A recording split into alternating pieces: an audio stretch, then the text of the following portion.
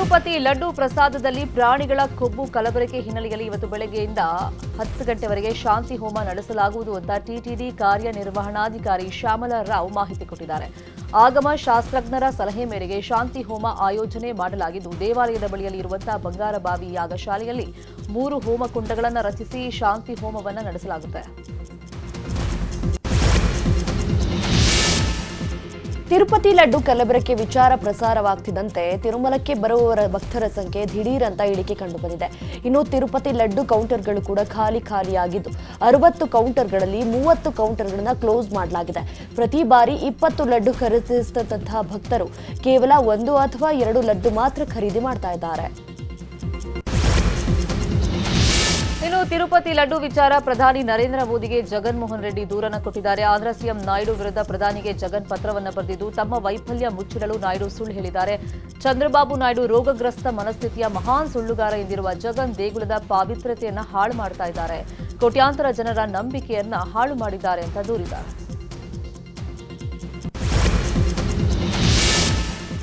ತಿರುಪತಿ ಪ್ರಸಾದದಲ್ಲಿ ಕಲಬೆರಕೆ ನಡೆಯುತ್ತಿದೆ ಎಂಬ ಆರೋಪ ದೇಶಾದ್ಯಂತ ಭಾರೀ ಸಂಚಲನ ಮೂಡಿಸಿದೆ.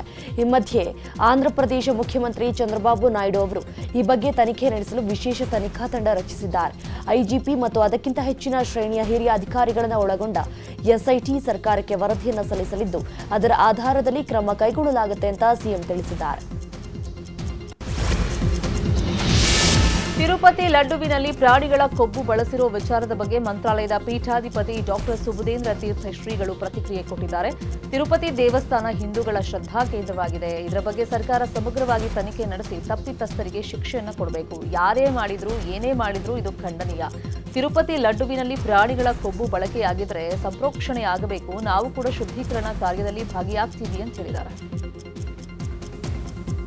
ಸರ್ಕಾರ ಸಮಗ್ರವಾದ ತನಿಖೆಯನ್ನು ಕೈಗೊಂಡು ಯಾರ ಅಚಾತುರ್ಯದಿಂದ ಇದು ನಡೆದಿದೆ ಅನ್ನುವಂಥದ್ದು, ಯಾವಾಗಿನಿಂದ ನಡೆದಿದೆ ಎಂಬುದನ್ನೆಲ್ಲವನ್ನು ಕೂಡ ತನಿಖೆ ನಡೆಸಲಿಕ್ಕೆ ಯಾರೇ ಮಾಡಿದರೂ ಏನೇ ಮಾಡಿದರೂ ಕೂಡ ಇದು ಖಂಡನೀಯವಾದದ್ದು. ಭಕ್ತರ ಶ್ರದ್ಧಾ ಕೇಂದ್ರವಾದಂತಹ ಇಂಥ ಕೇಂದ್ರದಲ್ಲಿ ಈ ರೀತಿಯಾಗಿ ನಡೆಯುವಂಥದ್ದು ಅತ್ಯಂತ ಹೇಯ ಕೃತ್ಯ, ಅಪಚಾರ. ಮತ್ತು ಅದರಲ್ಲಿಯೂ ಪ್ರಸಾದದಲ್ಲಿ ಈ ವಿಚಾರ ನಡೆದಿರುವಂಥದ್ದು ನಾವೆಲ್ಲರೂ ಕೂಡ ಒಕ್ಕೊರಳಿಂದ ಖಂಡಿಸ್ತೇವೆ.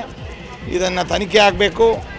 ಇದಕ್ಕೆ ಸಂಬಂಧಪಟ್ಟವರಿಗೆ ಸೂಕ್ತವಾದಂತಹ ಕಾನೂನಾತ್ಮಕವಾದಂಥ ಚರ್ಯೆ ಆಗಬೇಕು ಅಂತಲೂ ಕೂಡ ಈ ಕಲಬೆರಕೆ ಅನ್ನುವಂಥದ್ದಾಗಿ ಅದರಲ್ಲಿ ಯಾವ ಪಶು ಸಂಬಂಧಪಟ್ಟಂತಹ ಕೊಬ್ಬು ಇತ್ಯಾದಿಗಳು ಬೆರಕೆ ಆಗಿದ್ದರೆ ಅದಕ್ಕೆ ಸಂಪ್ರೋಕ್ಷಣೆ ಇತ್ಯಾದಿಗಳು ಆಗಬೇಕು. ಮತ್ತು ಆಯಾ ತಿರುಪತಿಯಲ್ಲಿ ನಡೆಯುವಂತಹ ಆಗಮೋಕ್ತವಾಗಿ ಏನೇನು ಕ್ರಮಗಳಿದ್ದಾವೆ ಅದು ನಡೀಬೇಕು ಎಂಬುದನ್ನು ನಾವು ಒತ್ತಾಯಿಸ್ತೀವಿ. ಇನ್ನು ಆರಾಧನಾ ಮಹೋತ್ಸವದ ವೇಳೆ ತಿರುಪತಿಯಿಂದ ರಾಯರಿಗೆ ಪ್ರಸಾದ ಸಮರ್ಪಣೆ ವಿಚಾರವಾಗಿಯೂ ಮಾತನಾಡಿದ ಶ್ರೀಗಳು, ಮಂತ್ರಾಲಯಕ್ಕೆ ಶೇಷ ವಸ್ತ್ರ ಬರುವಾಗ ಪ್ರಸಾದ ಮಂತ್ರಾಕ್ಷತೆಯೂ ಮಂತ್ರಾಲಯಕ್ಕೆ ಬರೋದು ನಿಜ. ಪ್ರಸಾದ ಮಂತ್ರಾಲಯಕ್ಕೆ ಬಂದಾಗ ಗೌರವಯುತವಾಗಿ ಸ್ವಾಗತಿಸಿದ್ದೀವಿ. ರಾಯರ ಮೂಲ ಬೃಂದಾವನಕ್ಕೆ ಶೇಷ ವಸ್ತ್ರ ಮಾತ್ರ ಸಮರ್ಪಣೆ ಮಾಡ್ತೀವಿ ಅಂತ ಹೇಳಿದ್ದಾರೆ.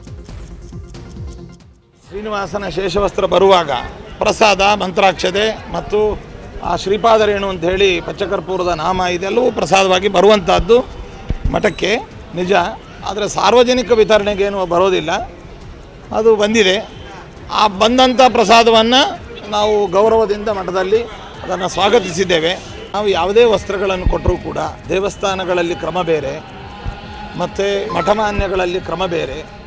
ರಾಘವೇಂದ್ರ ಸ್ವಾಮಿಗಳವರಿಗೆ ಭಗವಂತನ ಶೇಷವಸ್ತ್ರದ ಪ್ರಸಾದವನ್ನು, ಶೇಷವಸ್ತ್ರವನ್ನೇ ನಾವು ಪ್ರಸಾದ ಅಂತ ಅದನ್ನು ಸಮರ್ಪಣೆ. ಇನ್ನು ಮಂತ್ರಾಲಯದ ಪರಿಮಳ ಪ್ರಸಾದಕ್ಕೂ ತುಪ್ಪ ಬಳಕೆ ವಿಚಾರದ ಬಗ್ಗೆ ಮಾತನಾಡಿದಂಥ ಶ್ರೀಗಳು, ಆಂಧ್ರಪ್ರದೇಶದ ವಿಜಯ ಡೈರಿಯಿಂದ ನಾವು ತುಪ್ಪವನ್ನು ತರಿಸ್ತಾ ಇದ್ದೀವಿ. ಕೊರೋನಾ ಮುಂಚೆ ನಂದಿನಿ ಡೈರಿಯಿಂದ ತುಪ್ಪವನ್ನು ನಾವು ತರಿಸ್ತಾ ಇದ್ದೀವಿ. ಈಗ ವಿಜಯ ಡೈರಿಯಿಂದ ಶುದ್ಧತೆಯ ರಿಪೋರ್ಟ್ ಕೂಡ ಪಡೆದಿದ್ದೀವಿ ಅಂತ ಹೇಳಿದ್ರು. ಪರಿಮಳ ಪ್ರಸಾದಕ್ಕೆ ತರಿಸುವಂಥ ತುಪ್ಪ ವಾಸಿ ಗೌರ್ಮೆಂಟಿನ ಡೈರಿಯಿಂದ, ವಿಜಯ ಡೈರಿಯಿಂದಲೇ ನಾವು ತರಿಸ್ತೇವೆ. ಇದಕ್ಕೆ ಮುಂಚೆ ನಂದಿನಿ ಡೈರಿಯ ತುಪ್ಪವನ್ನು ನಾವು ತರಿಸ್ತಾ ಇದ್ವಿ. ಕರೋನಾ ಮುಂಚೆ ಅಲ್ಲಿಯ ಸಪ್ಲೈ ಮಾಡಲಿಕ್ಕೆ 2 ರಾಜ್ಯಗಳು ದಾಟಿ ಬರಬೇಕು ಅನ್ನುವಂತಹ ಹಿನ್ನೆಲೆಯಲ್ಲಿ ನಮಗೆ ಮೊದಲಿನಿಂದಲೂ ಕೂಡ ವಿಜಯ ಡೈರಿ, ಅದು ಕರ್ನೂಲು ಜಿಲ್ಲೆಯ ವಿಜಯ ಡೈರಿ ಅನ್ನುವಂಥದ್ರಿಂದ ನಾವು ತುಪ್ಪ ತರಿಸ್ತೇವೆ. ಅದು ಪರಿಶುದ್ಧವಾಗಿದೆ. ಅದಕ್ಕೆ ಸಂಬಂಧಪಟ್ಟಂತೆ ಈ ಮಾಹಿತಿ ಬಂದ ಮೇಲೆ ಅದಕ್ಕೆ ಸಂಬಂಧಪಟ್ಟಂತಹ ಲ್ಯಾಬ್ ರಿಪೋರ್ಟು, FCI ಒಂದು ಲೈಸೆನ್ಸು ಮತ್ತಿತರ ವಿಚಾರಗಳನ್ನು ಕೂಡ ನಾವು ಕೂಡ ಆ ಡೈರಿಯ ಮಾಲೀಕರಿಂದ ನಾವು ಕೇಳಿ ಪಡೆದಿದ್ದೇವೆ. ಬಳ್ಳಾರಿ ಜೈಲಲ್ಲಿರೋ ದರ್ಶನ್ ತಾಯಿಯನ್ನ ಭೇಟಿಯಾದ ಬಳಿಕ ಸ್ವಲ್ಪ ನಿರಾಳರಾಗಿದ್ದಾರೆ. ಅಲ್ಲದೆ ತಾಯಿಯ ಆಶೀರ್ವಾದ ಪಡೆದು ಜಾಮೀನಿಗೂ ಅರ್ಜಿ ಹಾಕಿದ್ದಾರೆ. ಇವತ್ತು 57ನೇ ಸಿಸಿಎಚ್ ಕೋರ್ಟ್ನಲ್ಲಿ ಜಾಮೀನು ಅರ್ಜಿ ವಿಚಾರಣೆ ನಡೆಯುವ ಸಾಧ್ಯತೆ ಇದೆ. ದರ್ಶನ್ ಪರ ವಕೀಲ ಸುನಿಲ್ ಸಿವಿ ನಾಗೇಶ್ ತಂಡದ ವಕೀಲರು ವಾದ ಮಾಡುವ ಸಾಧ್ಯತೆ ಇದೆ. ರೇಣುಕಾಸ್ವಾಮಿ ಕೊಲೆ ಕೇಸಲ್ಲಿ A1 ಆಗಿರುವಂತಹ ಪವಿತ್ರ ಗೌಡ 2 ಬಾರಿ ಜಾಮೀನಿಗೆ ಅರ್ಜಿಯನ್ನು ಹಾಕಿದ್ರು. ಮೊದಲ ಬಾರಿ ಅರ್ಜಿನೇ ತಿರಸ್ಕಾರ ಆಗಿತ್ತು. 2ನೇ ಬಾರಿ ಹೈಕೋರ್ಟ್ನಲ್ಲಿ ಜಾಮೀನಿಗೆ ಅರ್ಜಿಯನ್ನು ಸಲ್ಲಿಕೆ ಮಾಡಿಕೊಂಡಿದ್ರು. ಆದರೆ ಪೊಲೀಸರು ಚಾರ್ಜ್ ಶೀಟ್ ಸಲ್ಲಿಕೆ ಮಾಡಿದ್ರಿಂದ ಹೈಕೋರ್ಟ್ನಲ್ಲಿ ಜಾಮೀನು ಅರ್ಜಿ ಹಿಂಪಡೆದಿದ್ದು ಕೆಳ ಹಂತದ ನ್ಯಾಯಾಲಯದಲ್ಲಿ ಮತ್ತೆ ಜಾಮೀನಿಗೆ ಪವಿತ್ರ ಗೌಡ ಪರ ವಕೀಲರು ಅರ್ಜಿಯನ್ನು ಸಲ್ಲಿಸಲಿದ್ದಾರೆ. ಇವತ್ತು ಪವಿತ್ರ ಗೌಡರ ಜಾಮೀನು ಅರ್ಜಿ ವಿಚಾರಣೆ ಕೂಡ ನಡೆಯಲಿದೆ. ಬೆಂಗಳೂರಿನ ಪರಪ್ಪನ ಅಗ್ರಹಾರ ಜೈಲಿನಲ್ಲಿ ನಟ ದರ್ಶನ್ ರಾಜಾತಿಥ್ಯ ಪ್ರಕರಣ ದೊಡ್ಡ ಮಟ್ಟದಲ್ಲಿ ಸುದ್ದಿಯಾಗಿತ್ತು. ಬಳಿಕ ದರ್ಶನ್ ಬಳ್ಳಾರಿ ಜೈಲಿಗೆ ಹಾಗೂ ಇತರೆ ಆರೋಪಿಗಳನ್ನು ವಿವಿಧ ಜೈಲುಗಳಿಗೆ ಶಿಫ್ಟ್ ಮಾಡಲಾಯಿತು. ಈಗ ವಿಲ್ಸನ್ ಗಾರ್ಡನ್ ನಾಗ ಸೇರಿ 4ರನ್ನ ಹಿಂಡಲಗ ಜೈಲಿಗೆ ಶಿಫ್ಟ್ ಮಾಡಲಾಗಿದೆ. ಜೊತೆಗೆ ಗ್ರೆಸ್ ವಾಲ್ಟರ್, ವೇಲು ಹಾಗೂ ಮನೋಹರ್ ಹಿಂಡಲಗ ಜೈಲಿಗೆ ಎಂಟ್ರಿಯಾಗಿದ್ದಾರೆ. ನಾಗನಿಗೆ 2981 ಖೈದಿ ನಂಬರ್ ನೀಡಲಾಗಿದ್ದು ಎಲ್ಲರೂ ಮುನ್ನೆಚ್ಚರಿಕೆ ಕ್ರಮವಾಗಿ ನಿಗಾ ವಹಿಸಲಾಗಿದೆ. ಅತ್ಯಾಚಾರ ಪ್ರಕರಣದಲ್ಲಿ ಜೈಲು ಪಾಲಾಗಿರುವಂತಹ ರಾಜರಾಜೇಶ್ವರಿ ನಗರದ ಶಾಸಕ ಮುನಿರತ್ನ ನಾಯ್ಡುಗೆ ಟೆನ್ಷನ್ ಮೇಲೆ ಟೆನ್ಷನ್. ಪ್ರಕರಣದ ತನಿಖೆಗೆ ಈಗಾಗಲೇ ಎಸ್ಐಟಿ ರಚನೆ ಮಾಡಲಾಗಿದ್ದು ಮುನಿರತ್ನ ನಾಯ್ಡುರನ್ನ ಎಸ್ಐಟಿ ಅಧಿಕಾರಿಗಳು ಇವತ್ತು ವಶಕ್ಕೆ ಪಡೆಯುವಂತಹ ಸಾಧ್ಯತೆ ಇದೆ. ಸದ್ಯ ಪ್ರಕರಣದ ತನಿಖೆ ಆರಂಭಿಸಿರುವಂತಹ ಎಸ್ಐಟಿ ಕಗ್ಗಲೀಪುರ ಪೊಲೀಸರಿಂದ ಅತ್ಯಾಚಾರ ಪ್ರಕರಣದ ದಾಖಲೆ ಹಾಗೂ ಎಫ್ಐಆರ್ನ ಸಂಪೂರ್ಣ ಮಾಹಿತಿಯನ್ನು ಪಡೆದುಕೊಂಡಿದೆ. ಸದ್ಯ ಪರಪ್ಪನ ಅಗ್ರಹಾರ ಜೈಲಲ್ಲಿರುವಂತಹ ಮುನಿರತ್ನ ಅವರನ್ನ ಬಾಡಿ ವಾರೆಂಟ್ ಮೇಲೆ ಇವತ್ತು ಎಸ್ಐಟಿ ಅಧಿಕಾರಿಗಳು ವಶಕ್ಕೆ ಪಡೆದು ವಿಚಾರಣೆ ನಡೆಸುವಂತಹ ಸಾಧ್ಯತೆ ಇದೆ. ಬಿಜೆಪಿಯಲ್ಲಿ ರೆಬೆಲ್ ಎಂದೇ ಹೆಸರಾದ ಮಾಜಿ ಸಚಿವ ಈಶ್ವರಪ್ಪ ಹಾಗೂ ಶಾಸಕ ಯತ್ನಾಳ್ ಸೇರಿ ರಾಯಣ್ಣ ಚೆನ್ನಮ್ಮ ಬ್ರಿಗೇಡ್ ಅಂತ ಹೊಸ ಸಂಘಟನೆಯನ್ನು ಶುರು ಮಾಡಿದ್ದಾರೆ. ಈ ಹಿಂದೆ ಈಶ್ವರಪ್ಪನವರು ಆರಂಭ ಮಾಡಿದ ರಾಯಣ್ಣ ಬ್ರಿಗೇಡ್ ಅವರಿಗೆ ರಾಜಕೀಯವಾಗಿ ಶಕ್ತಿಯನ್ನು ತುಂಬಿತು. ಕೇವಲ ಕುರುಬ ಸಮುದಾಯಕ್ಕೆ ಸೀಮಿತವಾಗಿದ್ದ ರಾಯಣ್ಣ ಬ್ರಿಗೇಡ್ ಜೊತೆಗೆ ಇದೀಗ ಉತ್ತರ ಕರ್ನಾಟಕ ಭಾಗದ ಪ್ರಭಾವಿ ಪಂಚಮಸಾಲಿ ಸಮುದಾಯವೂ ಜೊತೆಯಾಗಿದೆ. ಸಂಗೊಳ್ಳಿ ರಾಯಣ್ಣ ಬ್ರಿಗೇಡ್ ಜೊತೆಗೆ ರಾಣಿ ಚೆನ್ನಮ್ಮ ಬ್ರಿಗೇಡ್ ಕಟ್ಟುವುದಕ್ಕೆ ಈಶ್ವರಪ್ಪ ಹಾಗೂ ಯತ್ನಾಳ್ ಪ್ಲಾನ್ ಮಾಡಿದ್ದಾರೆ. ಸದ್ಯ ಅಕ್ಟೋಬರ್ 20ರಂದು ಬಾಗಲಕೋಟೆಯಲ್ಲಿ ನಡೆಯುವಂತಹ ಸಂಘಟನೆಯ ಸಭೆಯಲ್ಲಿ ಈ ಕುರಿತ ಅಧಿಕೃತ ಘೋಷಣೆ ಮಾಡುವಂತಹ ಸಾಧ್ಯತೆ ಇದೆ. ಇತ್ತೀಚೆಗೆ ನಿಧನರಾದ ಯಾದಗಿರಿ ಮತಕ್ಷೇತ್ರದ ಮಾಜಿ ಶಾಸಕ ವೆಂಕಟರೆಡ್ಡಿ ಮುದ್ನಾಳ್ ಅವರ ಮನೆಗೆ ಭೇಟಿ ನೀಡಿ ಮಾಜಿ ಸಚಿವ ಶಾಸಕ ಪ್ರಭು ಚವ್ಹಾಣ್ ಸಾಂತ್ವನವನ್ನು ಹೇಳಿದರು. ಮಾಜಿ ಶಾಸಕ ವೆಂಕಟರೆಡ್ಡಿ ಮುದ್ನಾಳ್ ಅವರ ಪುತ್ರ ಮಹೇಶ್ ರೆಡ್ಡಿ ಜೊತೆಗೆ ಕೆಲಕಾಲ ಧೈರ್ಯದಿಂದ ಇರುವಂತೆ ಸಾಂತ್ವನವನ್ನು ಹೇಳಿದರು. ಬಳಿಕ ಮಾತನಾಡಿದ ಪ್ರಭು ಚವ್ಹಾಣ್, ಪಕ್ಷ ಹಾಗೂ ಹೈಕಮಾಂಡ್ ನಾಯಕರು ಯಾವತ್ತೂ ಮುದ್ನಾಳ್ ಕುಟುಂಬದ ಪರವಾಗಿದೆ. ವೆಂಕಟರೆಡ್ಡಿ ಮುದ್ನಾಳ್ ಅವರು ನಾನು ಜಿಲ್ಲಾ ಉಸ್ತುವಾರಿ ಸಚಿವನಾಗಿದ್ದಾಗ ಅಭಿವೃದ್ಧಿ ವಿಚಾರವಾಗಿ ಸಾಕಷ್ಟು ಜಗಳ ಮಾಡಿದ್ರು. ಮೆಡಿಕಲ್ ಕಾಲೇಜು ಸ್ಥಾಪನೆ ಕನಸಾಗಿತ್ತು. ಮೆಡಿಕಲ್ ಕಾಲೇಜು ಮಾಡಿದ್ರು. ಭಗವಂತ ಅವರ ಆತ್ಮಕ್ಕೆ ಶಾಂತಿ ಕರುಣಿಸಲಿ, ಅವರ ಕುಟುಂಬಕ್ಕೆ ಧೈರ್ಯ ತುಂಬುವ ಕೆಲಸ ಆಗಲಿ ಅಂತ ಸಾಂತ್ವನವನ್ನು ಹೇಳಿದರು. ಬೆಂಗಳೂರಿನ ಚಾಮರಾಜಪೇಟೆ ಗಣೇಶೋತ್ಸವ ಮೆರವಣಿಗೆ ವೇಳೆ ಡಿಜೆಗೆ ಸ್ಥಳೀಯ ಪೊಲೀಸರು ಅನುಮತಿಯನ್ನ ನಿರಾಕರಿಸಿದರು. ಹೀಗಾಗಿ ಡಿಜೆ ಅವಕಾಶ ನೀಡೋವರೆಗೂ ವಿಸರ್ಜನೆ ಮಾಡಲ್ಲ ಅಂತ ಭಕ್ತರು ಪ್ರತಿಭಟನೆ ಮಾಡಿದರು. ಬಳಿಕ 8:15 ತನಕ ಮಾತ್ರ ಪೊಲೀಸರು ಡಿಜೆ ಹಾಕುವುದಕ್ಕೆ ಪರ್ಮಿಷನ್ ಕೊಟ್ಟರು. ಆನಂತರ ಡಿಜೆ ಬಂದ್ ಮಾಡಿದ್ರಿಂದ ಮತ್ತೆ ಮೆರವಣಿಗೆ ನಡೆಸಲು ನಿರ್ಧರಿಸಿದ್ದು ಇವತ್ತು ಸಂಜೆ ಸಭೆ ನಡೆಸಿ ಮುಂದಿನ ತೀರ್ಮಾನ ಕೈಗೊಳ್ಳುವುದಕ್ಕೆ ಹಿಂದೂ ಕಾರ್ಯಕರ್ತರು ಮುಂದಾಗಿದ್ದಾರೆ.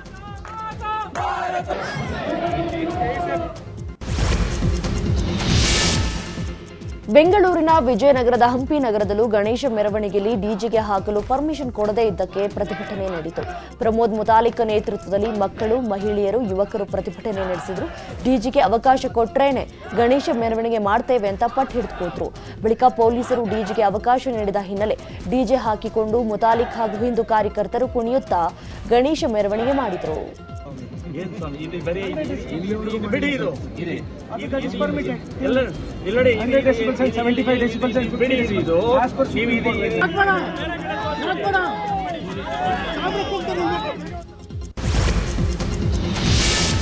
ಈದ್ ಮಿಲಾದ್ ಮೆರವಣಿಗೆಗೆ ಎದುರಾದ ಬಸವ ಜಯ ಮೃತ್ಯುಂಜಯ ಸ್ವಾಮೀಜಿಯನ್ನ ಕಂಡು ನಾರಹೈ ತಕ್ವೀರ್ ಅಲ್ಲಾಹು ಅಕ್ಬರ್ ಅಂತ ಹೇಳಿ ಘೋಷಣೆಯನ್ನ ಕೂಗಲಾಗಿದೆ. ಇದೇ ವೇಳೆ ಹರ ಹರ ಮಹಾದೇವ್ ಅಂತ ಪಂಚಮಸಾಲಿ ವಕೀಲರು ಕೂಡ ಘೋಷಣೆ ಕೂಗಿದ್ದಾರೆ. ಈ ವೇಳೆ ಮೆರವಣಿಗೆಯಲ್ಲಿದ್ದ ಯುವಕರನ್ನ ನಗರ ಪೊಲೀಸ್ ಆಯುಕ್ತ ಯಡಮಾ ಟೀಮ್ ಸಮಾಧಾನಪಡಿಸಿ ಡಿಜೆ ಬಂದ್ ಮಾಡಿಸಿ ಕಳಿಸಿದ್ದಾರೆ. ಬೆಳಗಾವಿಯಲ್ಲಿ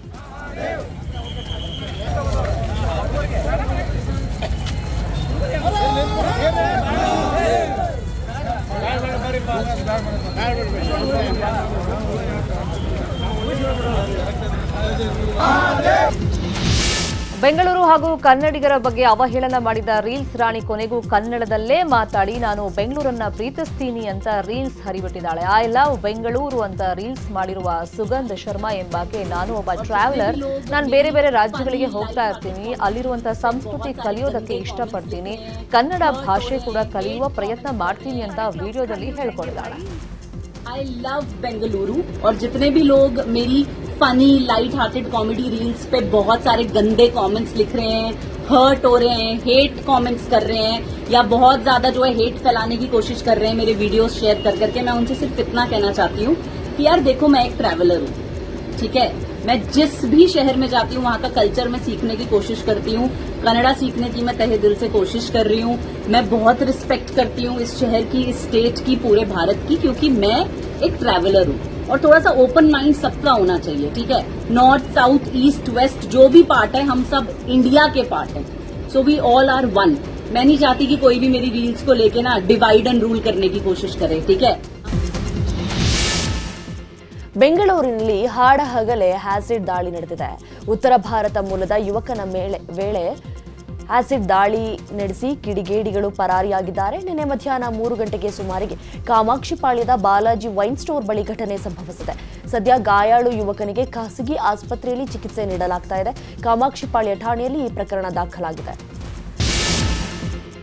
ಅಮೆರಿಕ ಪ್ರವಾಸದಲ್ಲಿರುವ ಪ್ರಧಾನಿ ಮೋದಿ ನಜಾವ್ನಲ್ಲಿ ಅನಿವಾಸಿ ಭಾರತೀಯರನ್ನ ಭೇಟಿಯಾಗಿದ್ದಾರೆ.